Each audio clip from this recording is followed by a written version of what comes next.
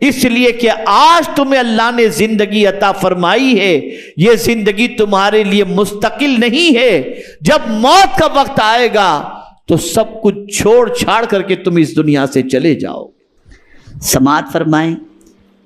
آقا کریم صلی اللہ علیہ وسلم سے متعلق علامہ ابن حشام لکھتے ہیں کہ رسول اعظم صلی اللہ تعالی علیہ وسلم نے پہلے اللہ عز و جل کی شان بیان فرمائی، حمد و ثنا بیان فرمائی، جیسا کہ اللہ عز و جل اس کا اہل ہے، یعنی جو شان رب قدیر جل جلالہ کی ہے اور جس شان کے لائق ہے، اس شان کے مطابق مصطفیٰ جان رحمت صلی اللہ علیہ وسلم نے اللہ کی تعریف فرمائی۔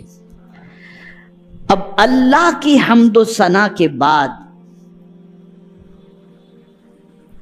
اب جو بات رسول اعظم صلی اللہ علیہ وسلم نے اس وقت کے انسانوں سے کی تھی، تو اس وقت حضور صلی اللہ علیہ وسلم کے مخاطب وہ دور کے لوگ تھے۔ اگر اس خطبے کو ہم یوں سمجھیں کہ آقا کریم صلی اللہ علیہ وسلم کے اس خطبے کو ہم اس وقت سنا رہے ہیں اور آپ سن رہے ہیں، تو ہم اور آپ سب حضور صلی اللہ تعالی علیہ وسلم کے اس خطبے سے استفادہ بھی کر رہے ہیں اور سرکار کا گویا کہ پیغام ہم سن رہے ہیں۔ اور یہ بات ہمیشہ کے لیے ذہن میں رکھو، یہ ادب ملحوظ خاطر رکھیں کہ جب بھی آپ کے سامنے کوئی خطیب یہ کہے قال اللہ تعالی، اللہ عز و جل نے فرمایا، تو فوراً اپنی توجہ کو سب طرف سے ہٹا کر اللہ کے فرمان کی طرف کر دیں۔ اور جب کوئی خطیب یہ کہے قال رسول اللہ صلی اللہ تعالی علیہ وسلم، اللہ کے رسول صلی اللہ علیہ وسلم نے فرمایا، تو اب سب طرف سے توجہ ہٹا کر حضور کے ارشاد کی طرف توجہ کر دینا، یہ حضور صلی اللہ علیہ وسلم کے ارشاد کا ادب ہے۔ اگر حضور کا فرمان سنایا جائے اور ہماری توجہ موبائل یا دوسری چیزوں کی طرف ہو تو معاذ اللہ گویا حضور کے فرمان کی ہم نے کوئی قدر نہیں کی۔ اب میں آپ کو وہ فرمان سنانے جا رہا ہوں، رسول اعظم صلی اللہ تعالی علیہ وسلم کا، جو آقا کریم صلی اللہ علیہ وسلم نے اللہ کی حمد و ثنا کے بعد پہلا خطبہ جو دیا تھا، اس میں حضور صلی اللہ علیہ وسلم نے اللہ کی حمد و ثنا بیان کرنے کے بعد جو لوگوں سے حضور نے فرمایا تھا وہ میں آپ کو سنا رہا ہوں۔ آقا کریم صلی اللہ علیہ وسلم نے فرمایا، لوگو مرنے سے پہلے سامان سفر تیار کر لو، مرنے سے پہلے سامان سفر تیار کر لو۔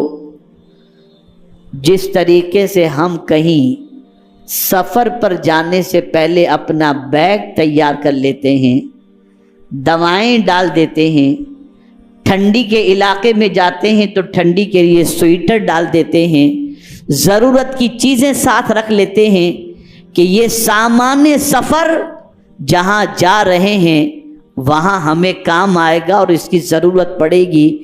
میرے آقا صلی اللہ علیہ وسلم نے فرمایا، موت سے پہلے، مرنے سے پہلے سامان سفر تیار کر لو، یعنی ایک دن تمہیں اس دنیا سے جانا ہے، جہاں جانا ہے وہاں تمہیں کس چیز کی ضرورت ہے اس چیز کو تیار کر لو۔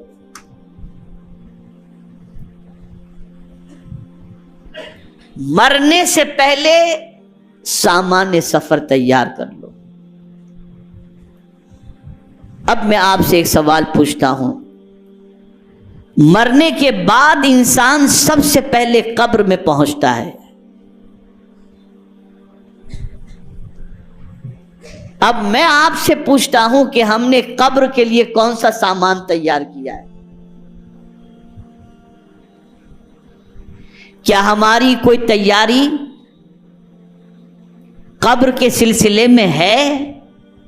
وہاں کا کوئی سامان سفر ہمارے پاس ہے؟ اے رسول اعظم صلی اللہ تعالی علیہ وسلم کے دیوانوں،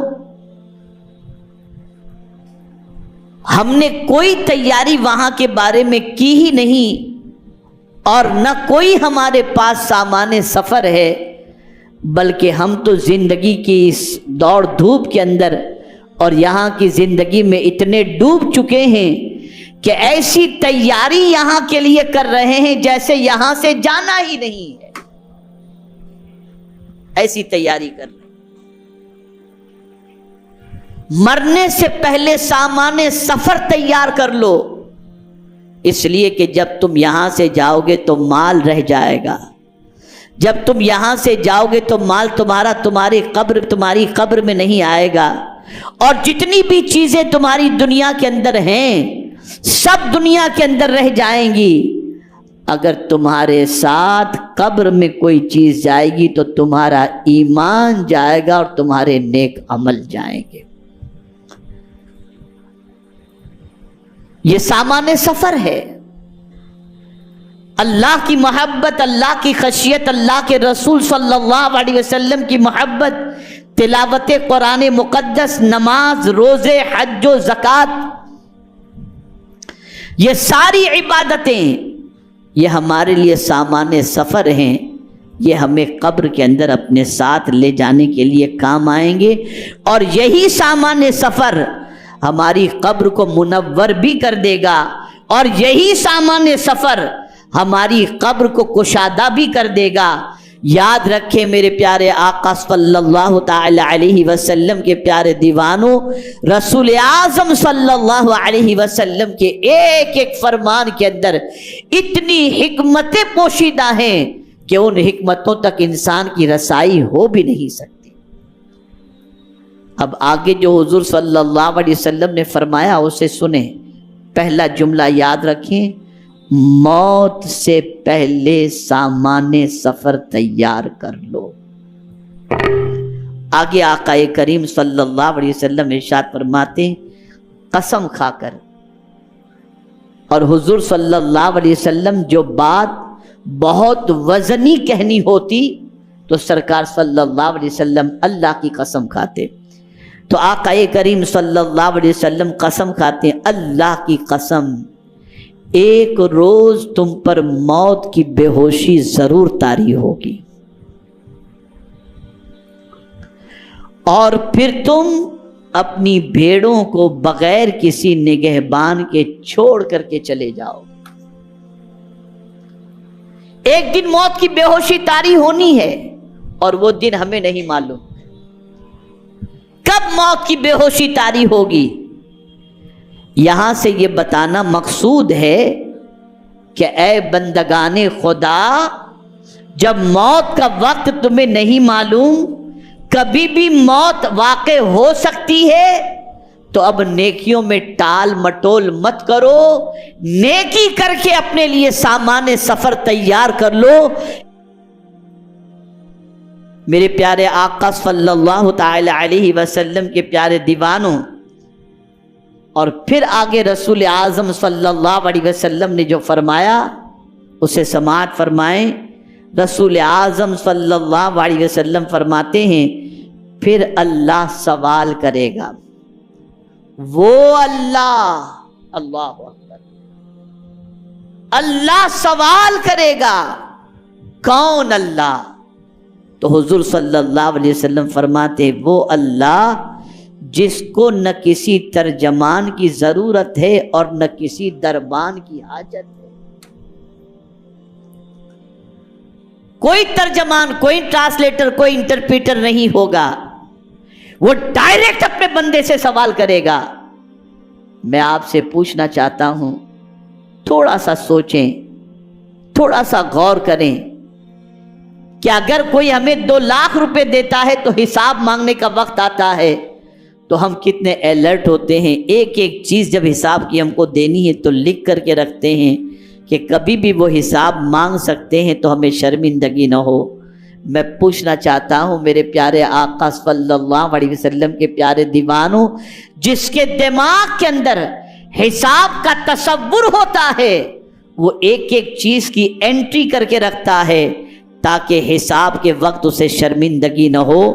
اب اللہ عز و جل خود حساب لینے والا ہے، اور وہ جب حساب لے گا تو اسے کسی ترجمان کی ضرورت نہیں ہے کہ تمہاری باتوں کو اس کو ترجمہ کر کے کوئی بتائے کہ یہ بندہ یہ کہہ رہا ہے۔ وہ پروردگار بغیر کسی ترجمان کے تمہاری ہر باتوں کو سنے گا، ہر باتوں کو جانے گا اور ہر باتوں کو بتائے گا۔ اور یاد رکھیں میرے پیارے آقا صلی اللہ علیہ وسلم کے پیارے دیوانوں، جب وہ سوال کرے گا تو اس کے سوال کی دو جھلک آپ کو بتا دوں، دو جھلک۔ کن کن چیزوں کا سوال؟ تو مولا علی کرم اللہ تعالی وجہہ الکریم ارشاد فرماتے ہیں جو ٹھنڈا پانی تم نے پیا ہے نا، اللہ اس کے بارے میں بھی سوال کرے گا۔ جو ٹھنڈا پانی تم نے پیا ہے، اور قرآن کہتا ہے ان السمع والبصر والفؤاد کل اولئک کان عنہ مسئولا، بے شک کان، آنکھ، دل، ان سب چیزوں کے بارے میں اللہ سوال کرے گا۔ اب میں آپ سے پوچھنا چاہتا ہوں، آج دن بھر کے بارے میں ذرا غور کرو کہ کان سے کیا سنا ہم نے، آج دن بھر کے بارے میں غور کرو آنکھوں سے کیا دیکھا ہم نے، آج دن بھر کے بارے میں غور کرو دل میں کس کی محبت کا چراغ جلایا ہم نے۔ اگر ایک دن کے بارے میں اللہ سوال پوچھ لے کہ بندے آج کا دن تو نے کس طرح سے گزارا، بتا آنکھ سے کیا دیکھا، کان سے کیا سنا اور دل میں کس کی محبت کو جگہ دی، ہے ہم میں ہمت کے ایک دن کا جواب دے سکیں؟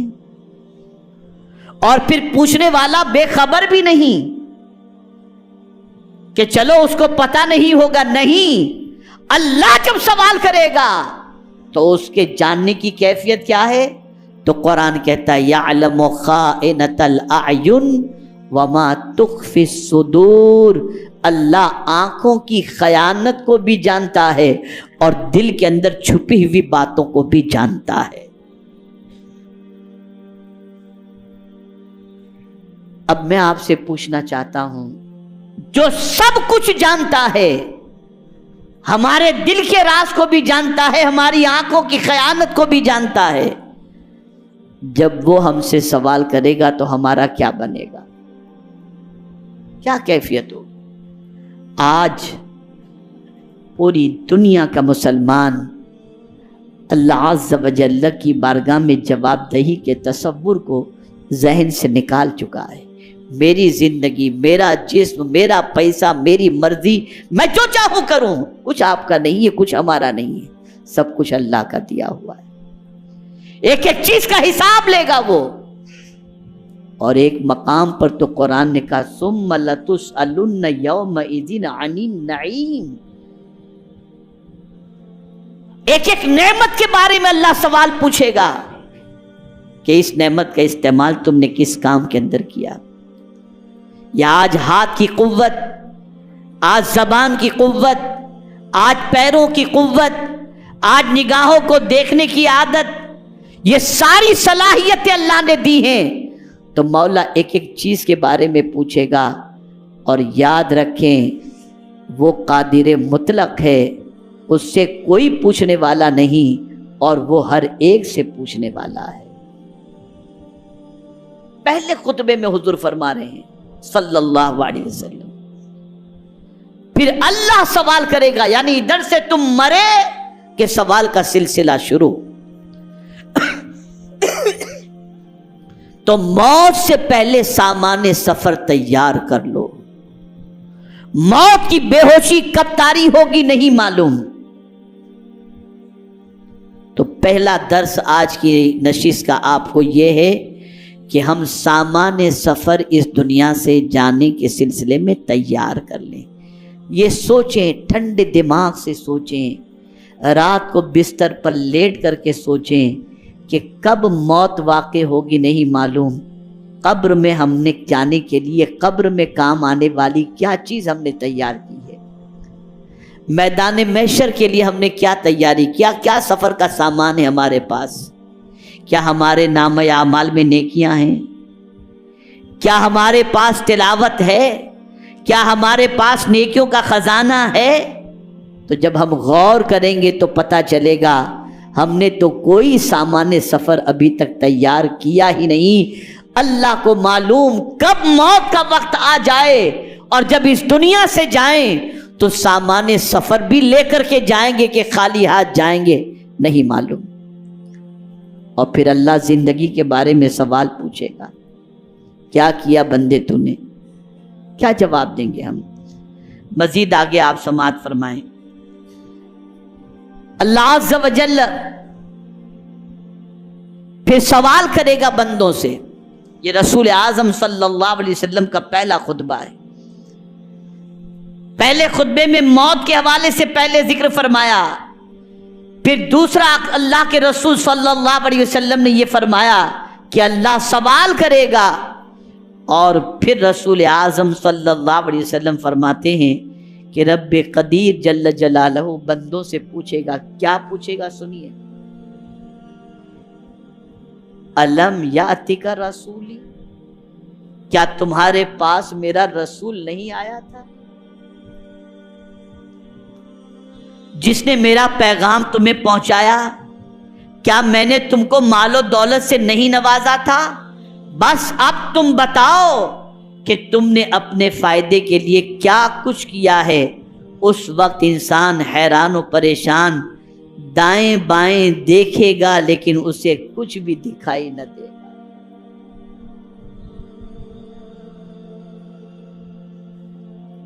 آج ہمارے پاس جو مال و دولت ہے یہ سب کچھ اللہ نے دیا ہے، اور اللہ چاہتا ہے کہ اس مال و دولت کے ذریعے ہم اپنی آخرت کی تیاری کریں، آخرت کے بارے میں غور کریں، آخرت کی تیاری کے لیے اپنی دولت کا خرچ کریں، اور آخرت میں یہ دولت کا جو اللہ کی راہ میں خرچ کریں گے یہ ہمیں کام آئے۔ اور اسی کے ساتھ ساتھ اللہ عز و جل فرمائے گا کہ کیا میں نے تمہارے پاس میرا رسول نہیں بھیجا تھا؟ حضور تشریف لائے، اور آنے کے بعد میرے آقا صلی اللہ علیہ وسلم نے ایک ایک پیغام پہنچایا، ایک ایک اللہ کا میسج پہنچایا، پوری کتاب اللہ عز و جل کی ہم تک پہنچائی، اللہ عز و جل کے فرامین ہم تک پہنچائے۔ یہ سب کچھ اللہ کے رسول صلی اللہ علیہ وسلم نے پہنچایا، اور پہنچانے کا عالم کیا عالم جانتے ہیں؟ اللہ اکبر۔ رسول اعظم صلی اللہ علیہ وسلم صحابہ کے سامنے خطاب فرماتے ہیں اور ارشاد فرماتے ہیں، کیا میں نے تم تک رب کا پیغام پہنچا دیا؟ تو صحابہ نے کہا ہاں آپ نے رب کا پیغام ہم تک پہنچا دیا۔ پھر حضور نے گواہی لی، اور گواہی لینے کے بعد اللہ کے رسول صلی اللہ علیہ وسلم اللہ کی آسمان کی طرف اشارہ کرتے ہوئے کہتے ہیں، مولا تو گواہ رہنا کہ میں نے تیرا پیغام تیرے بندوں تک پہنچا دیا ہے۔ حضور اس پیغام کو پہنچانے میں کتنی تکلیف برداشت کیے، پتھروں کے زخم برداشت کیے،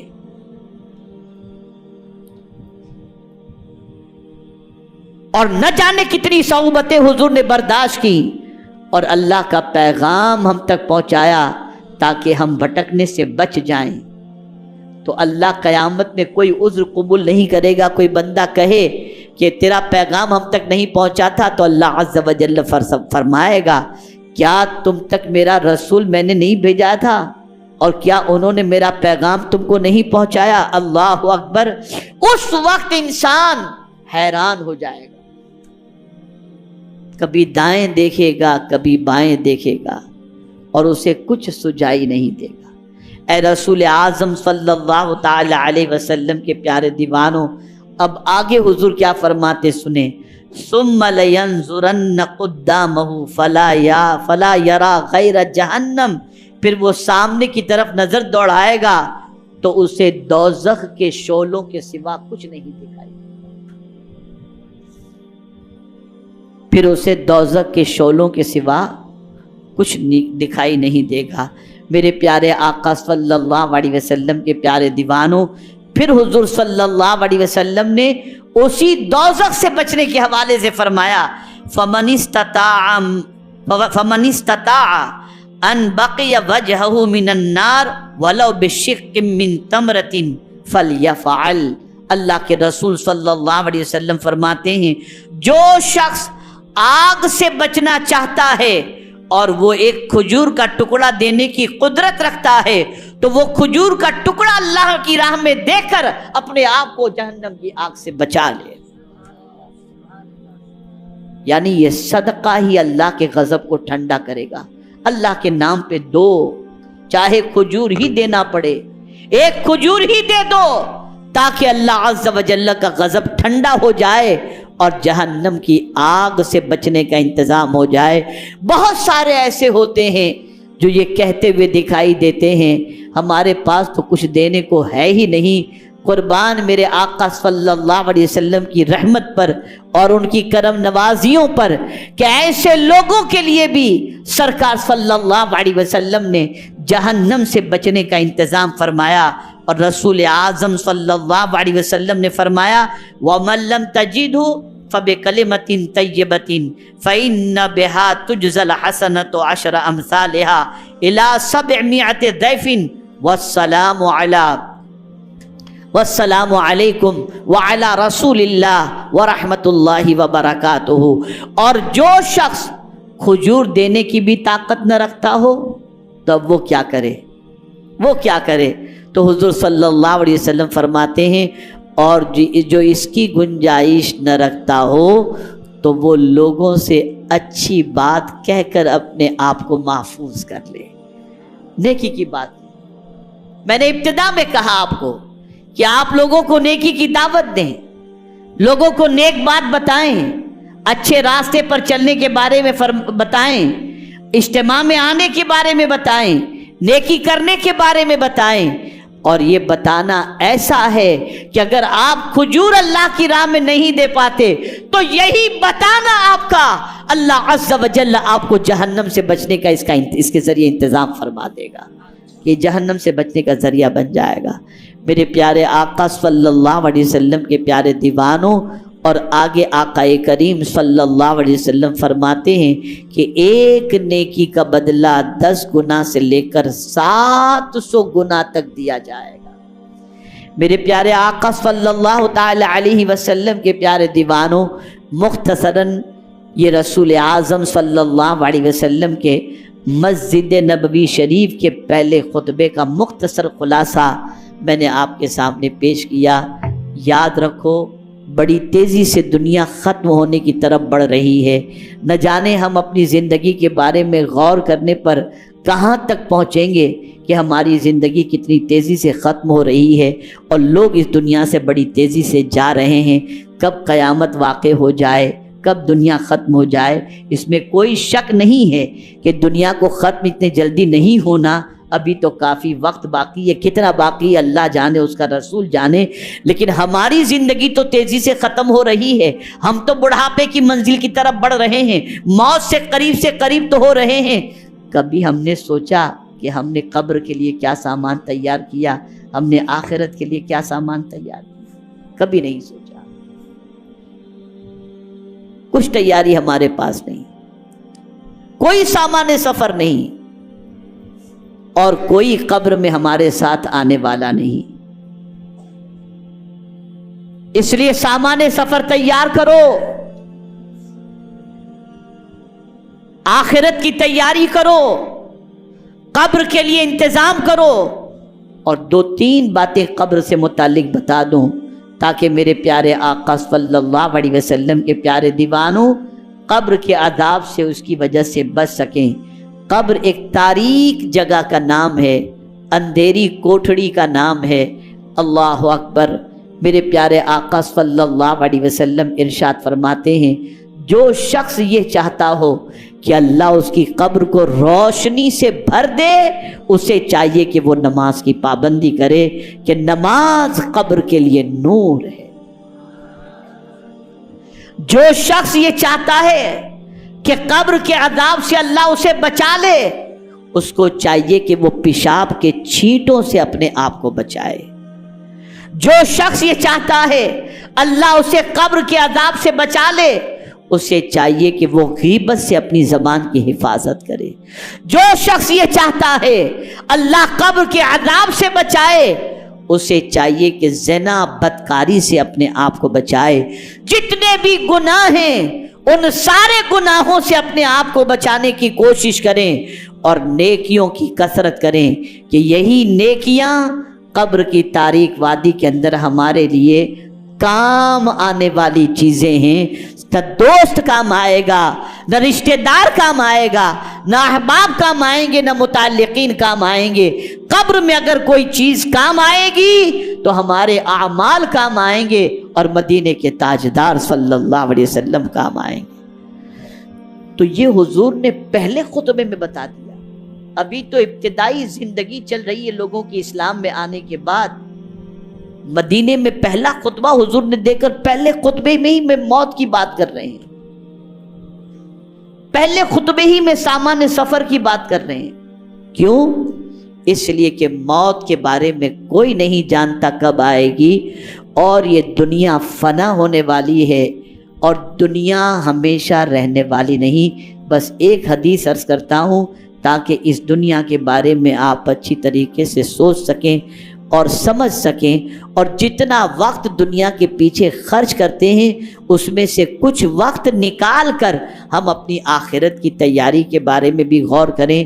جن کو تلاوت کا ٹائم نہیں ملتا، نماز کا ٹائم نہیں ملتا، ذکر و اذکار کا ٹائم نہیں ملتا، درود و سلام کا ٹائم نہیں ملتا، اور واٹس ایپ پر دن و رات لگے رہتے ہیں، وہ کم سے کم اس سے سبق حاصل کریں۔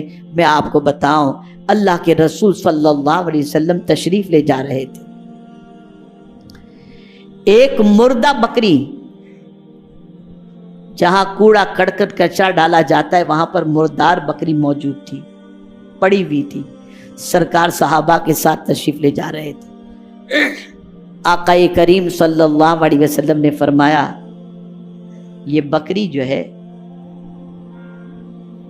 جو مردہ بکری ہے، اس کی حیثیت تم جانتے ہو؟ کیا اس کو کوئی کھائے گا؟ تو صحابہ کرام علیہم الرضوان جو ہے اس مردہ بکری کے حوالے سے کہ اسے قبول کرنا، اسے پسند کرنا، اس کو اپنے پاس رکھنا، کوئی قبول کرنے کے لیے تیار نہیں، کوئی اس کو پسند کرنے کے لیے تیار نہیں، بلکہ مردہ بکری کے پاس سے انسان جب گزرتا ہے تو ناک بند کر کے گزرتا ہے تاکہ اس کو اس کی بدبو نہ آئے۔ آقا کریم صلی اللہ علیہ وسلم نے فرمایا، تمہارے نزدیک جو یہ مردہ بکری کی حیثیت ہے نا، مردہ بکری کی، اس سے زیادہ اللہ کے نزدیک یہ دنیا کی حیثیت ہے، کہ یہ دنیا اللہ کے نزدیک مردہ بکری سے بھی گئی گزری ہے، اور جب سے اللہ نے دنیا پیدا کی ہے تب سے اس دنیا پر اللہ نے رحمت کی نظر ڈالی ہی نہیں، نظر ڈالی ہی نہیں۔ بلکہ حضور فرماتے کہ الدنیا ملعون وما فیہا ملعون، دنیا ملعون ہے اور جو کچھ دنیا میں ہے سب ملعون ہے، الا عالم او متعلم او ذکر اللہ۔ صرف تین چیزوں کے بارے میں حضور صلی اللہ علیہ وسلم نے فرمایا کہ دنیا کی ساری چیزیں وہ ہیں کہ جو اللہ کی رحمت سے دور ہیں۔ اگر کوئی چیز دنیا کے اندر ہے جو اللہ کی رحمت کے قریب ہے اور اس کا کرنے والا اللہ کی رحمت سے قریب ہوگا، تو ایک ہے اللہ کا ذکر، دوسرا ہے عالم علماء، اور تیسری چیز ہے علم حاصل کرنے والے، کہ یہ وہ لوگ ہیں جو اللہ کی رحمت کے مستحق ہیں۔ ذکر کرنے والے پر بھی اللہ کی رحمت کا نزول ہوتا ہے، عالم پر بھی اللہ کی رحمت کا نزول ہوتا ہے، اور طالب علم پر بھی اللہ کی رحمت کا نزول ہوتا ہے۔ یہ قیمتی چیزیں ہیں۔ ہم اس دنیا کی محبت میں اتنے ڈوب گئے کہ ہمیں اللہ کو یاد کرنے کا وقت بھی نہیں۔ ہم اس دنیا کی محبت میں اتنے ڈوب گئے کہ ہمیں اپنی آخرت کی تیاری کی بھی فکر نہیں۔ آپ ذرا ٹھنڈے دماغ سے سوچیں، ارب پتی بننے کے بعد بھی ہم جب اس دنیا سے جائیں گے تو خالی ہاتھ جائیں گے، اور غریب بھی ہوں گے تو اس دنیا سے جائیں گے تو خالی ہاتھ جائیں گے۔ لیکن بہت سارے غریب ایسے اس دنیا سے جاتے ہیں کہ دنیا میں تو ان کے پاس دولت نہیں تھی، لیکن جب قبر میں جاتے ہیں تو نیکیوں کا خزانہ اپنے ساتھ لے کر کے جاتے ہیں، تو ان کی قبر منور و مجلہ ہو جاتی ہے۔ دو مثال کے ذریعے سمجھاؤں، چلے جائیے دہلی کے اندر مغل بادشاہوں کے مقبروں کو دیکھ لیجئے۔ جب وہ زمین پر تھے تو ان کے کپڑے کوئی پکڑ کے چلتا، پانی مانگتے تو 20 ہاتھ پانی لے کے کھڑے ہو جاتے تھے، لیکن آج مرنے کے بعد ان کی قبر پر مٹی موجود ہے، گرد و غبار موجود ہے، کبوتر کی بیٹ موجود ہے، وہاں آدمی جوتے پہن کر کے جاتا ہے، کوئی اس کی اہمیت نہیں۔ یہ تھا بادشاہ، بہت کچھ دولت تھی، سونے جواہرات کے تاج پہنا کرتا تھا، لیکن دنیا سے گیا تو اس کی کوئی ویلیو نہیں۔ لیکن ہم جب اجمیر کے شہنشاہ کو دیکھتے ہیں، خواجہ غریب نواز کو دیکھتے ہیں، تو جو کرتا پہن کر ہندوستان تشریف لائے تھے، حضور سید العلماء علیہ رحمہ فرماتے ہیں اسی کرتے کے اندر اس دنیا سے وہ تشریف لے گئے جس میں بے شمار پیوند الگ الگ کپڑے کے چمڑے کے لگے ہوئے تھے۔ اللہ اکبر! لیکن آپ دیکھو ابھی بھی اجمیر شریف آپ چلے جائیں تو خواجہ صاحب کہاں رہتے تھے، کیسا مکان بنگلہ کیا تھا نہیں معلوم، لیکن اللہ اکبر وہاں جائیں گے آپ تو جانے کے بعد وہاں کوئی قرآن پڑھتا نظر آئے گا، کوئی تلاوت کرتا نظر آئے گا، کوئی ذکر و اذکار کرتا نظر آئے گا، کوئی ان کے در کی خاک کو اٹھاتا ہوا نظر آئے گا۔ کیوں؟ اس لیے کہ وہ آئے تھے خالی ہاتھ، لیکن دنیا سے گئے تو نیکیوں کا خزانہ لے کر کے گئے، اور بادشاہ کے بعد دنیا کا خزانہ تو تھا، قبر کے لیے کوئی سامان اس کے پاس نہیں تھا۔ اس لیے عقل مند تو خواجہ تھے، بادشاہ عقل مند نہیں تھا۔ ہمارا حال کیا ہے؟ ہم اسی دنیا پر فریفتہ ہو گئے اور ہم نے اپنی قبر کا کوئی انتظام نہیں کیا، اپنی آخرت کا کوئی انتظام نہیں کیا۔ مجھے یہاں پر حضور حافظ ملت علیہ رحمہ کی یاد آتی ہے۔ اللہ اکبر! میرے پیارے آقا صلی اللہ علیہ وسلم کے پیارے دیوانوں، آج بھی حضور حافظ ملت علیہ رحمہ کا مزار جو مبارک پور میں موجود ہے، جب بھی آپ چلے جائیں تو 10-20 بچوں کو وہاں بیٹھے ہوئے قرآن شریف کی تلاوت کرتے ہوئے ہی آپ دیکھیں گے۔ اللہ اکبر! وہ حضور حافظ ملت علیہ رحمہ جنہوں نے زندگی میں دین کا کام کیا اور جنہوں نے علم کو فروغ دیا، آج آپ سوچو وہ قبر میں آرام بھی کر رہے ہیں تو لوگ پڑھ پڑھ کر کے قرآن شریف روزانہ ہزاروں کی تعداد میں ان کی بارگاہ میں ایصال ثواب کر رہے ہیں۔